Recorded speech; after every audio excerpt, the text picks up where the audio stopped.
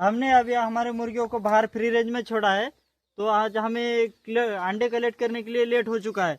तो चलिए हम आज हमारे अंडे कलेक्शन दिखाते हैं आपको, आइए।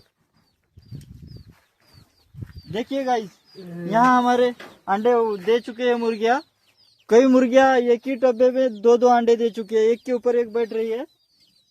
और हमने अभी इसमें से ये दो और यहाँ पे सिंगल ही दिया हुआ है, तो इसको हम रखेंगे, बाद में बाकी सब ढूंढ के कलेक्ट करेंगे। तो हम यहाँ पे स्टार्टिंग में इस डब्बे में कलेक्ट करते हैं। तो हमारा कलेक्शन ऐसे अभी हम वीडियो में नहीं दिखा रहा हूँ, मार्किंग करके उसके ऊपर नंबर डाल के रखता हूँ मैं डेली का डेली।